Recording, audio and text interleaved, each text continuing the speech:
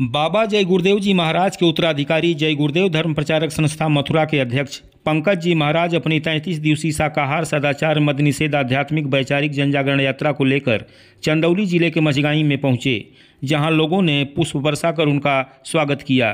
उसके बाद सत्संग का आयोजन किया गया, जिसमें हजारों लोग शामिल हुए। लेकिन देखो इन जानवरों को, क्या गर्मी, क्या सर्दी, क्या बरसात, एक एक निवाले के लिए दर बदर ठोकरें खाते रहते। किसी का हाथ कट गया, किसी का पैर कट गया, किसी को जीते जी काट डाला, मुर्गी की गर्दन ही मरोड़ डाली।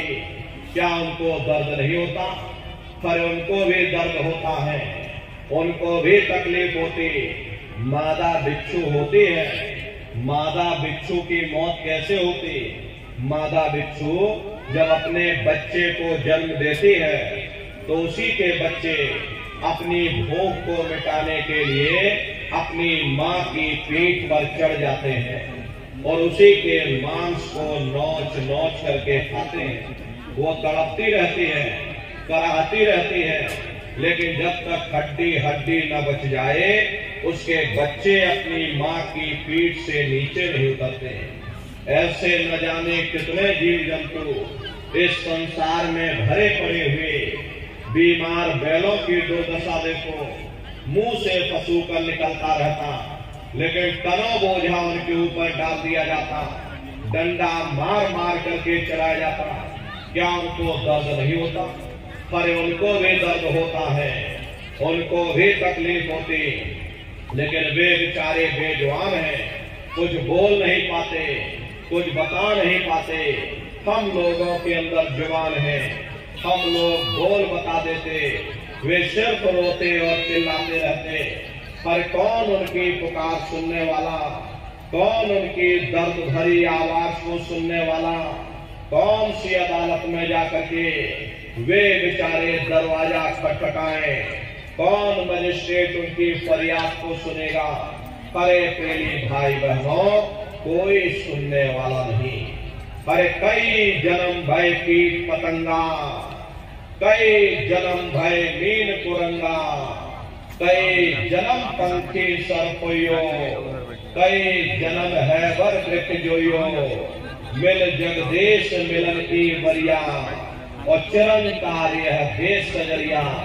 करोड़ों करोड़ युगों से नरकों की यातनाएं भोगने के बाद फिर हम लोगों को कभी कीड़े पतंगों की योनि में, कभी पेड़ पौधों की योनि में, तो कभी पशु और पंछियों की योनि में डाल दिया जाता।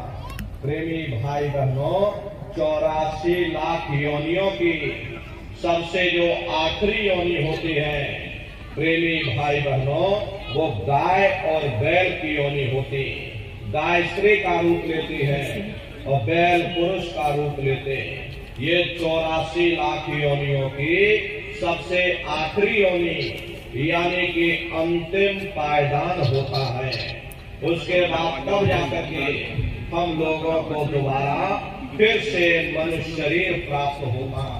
इसीलिए कहा गया, बड़े भाग्य मानुष तन पाया, कोट जन्म जब भटका खाया, कोटान कोट जन्म जन्मांतरों तक अलग अलग योनियों में भटकने के बाद में तब बड़े सौभाग्य से हम लोगों को ये मनुष्य शरीर प्राप्त हुआ। अरे बड़े से बड़े देवी देवता भी इस मनुष्य शरीर को पाने के लिए तरसते हैं, क्योंकि उन नरकों से, उन 84 लाख योनियों से निकलने का केवल एक ही दरवाजा है, वह केवल मनुष्य का शरीर है। इसी मनुष्य रूपी मंदिर में बैठ करके हम उस मालिक की भक्ति कर सकते। लेकिन बड़े अफसोस की बात है, जैसे किसी को हीरा मिल गया, अब उसे हीरे की परख नहीं, उसने हीरे को ले जाकर गधे के गले में बांध दिया।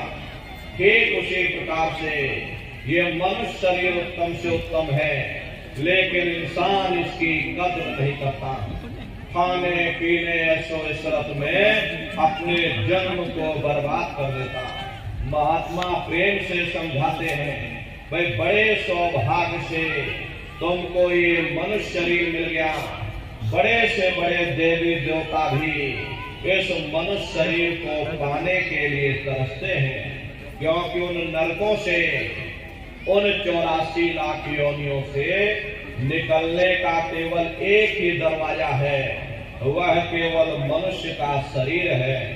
इसी मनुष्य रूपी मंदिर में बैठ करके हम उस परमात्मा की भक्ति कर सकते।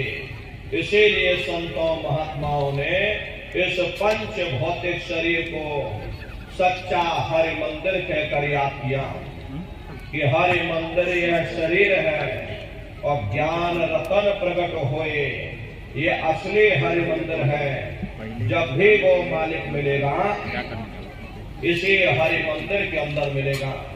इसी पंच भौतिक शरीर को ईसा मसीह साहब ने टेम्पल ऑफ लिविंग गॉड यानी जिंदा ईश्वर का मंदिर कहा। इसी पंच भौतिक शरीर को गुरु नानक साहब ने नर नारायणी देह कहकर याद किया। ये वो देह है जिसमें नारायण स्वयं विराजमान है। इसी पंच भौतिक शरीर को मुसलमान फकीरों ने कुदरती काबा कहकर याद किया। ये असली कुदरती काबा है। उस मालिक का दर्शन जब भी होगा इसी कुदरती काबे के अंदर जाकर होगा। बाहर से आज तक न कभी किसी को परमात्मा मिला, न भविष्य में कभी मिल सकता। परमात्मा जब भी मिलेगा तुम्हें तुम्हारे अंदर मिलेगा। यही कबीर साहब ने लिखा कि जो तिल माही तेल है, जो चकमक में आग, और तेरा साईं तुझ में, और जाग सके तो जाग। जिस तरह से तिल में तेल होता है, पत्थर में अग्नि होती है, ठीक उसी तरह से वो मालिक हर एक के घट घट में, हर एक के वजूद के अंदर बैठा हुआ। यही आपकी धर्म पुस्तकों में भी लिखा, प्यारे मोको का घोड़े रे बंदे, मैं तो तेरे पास में, और ना तीरथ में ना मूरत में, मैं तो हूँ विश्वास में। ना मैं तीरथ में मिलूंगा, ना मैं मूरत में मिलूंगा, ना मैं अन्य किसी कर्म कांडों में मिलूंगा, ना मैं ग्रंथों में मिलूंगा, ना मैं पोथियों में मिलूंगा, ना मैं किताबों में मिलूंगा। चाहे सारी उम्र बैठ करके तुम किससे कहानी पढ़ते रहो, मैं जब भी मिलूंगा तो मैं तुम्हारे अंदर मिलूंगा। हरे प्रेमी भाई बहनों, बड़ी सीधी सी बात है कि अगर खाना बनाने की किताब सारे दिन बैठ करके आप पढ़ते रहोगे कि खाना ऐसे बनता है और खाना वैसे बनता है, खाने में नमक डाला जाता, खाने में तेल डाला जाता, तो कभी तुम्हारा पेट नहीं भर सकता। जब तक आप खाना बनाओगे नहीं, उसे खाओगे नहीं, कभी तुम्हारा पेट नहीं भर सकता।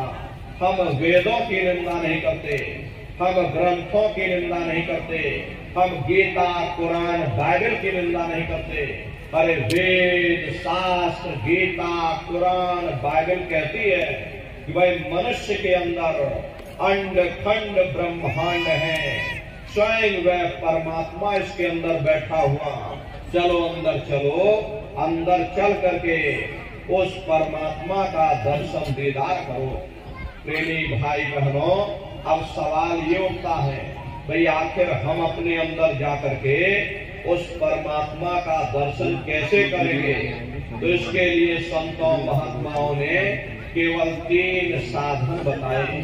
साधन 3 सारे ने, और साधन सब होते मान। इस कलयुग में उस मालिक को पाने के लिए संतों महात्माओं ने केवल 3 साधना बताई।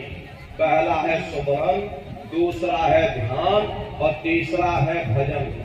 सुमरन कहते हैं मालिक को याद करना, ध्यान कहते हैं दृष्टि को एकाग्र करना, और भजन कहते हैं कान में उंगली डाल करके उस शब्द को सुनना, उस नाम को सुनना, उस आवाज को सुनना। प्रेमी भाई बहनों, जो 24 घंटे तुम्हारे अंदर गूंज रही, तो कैसे आप लोग सुमरन करोगे, कैसे आप लोग ध्यान करोगे? और कैसे आप लोग भजन करोगे जरा अच्छी तरह से समझिएगा और फिर घर पर बैठ करके करिएगा। तो सबसे पहले सुमरन कैसे किया जाएगा? सुमरन करने के लिए एक माला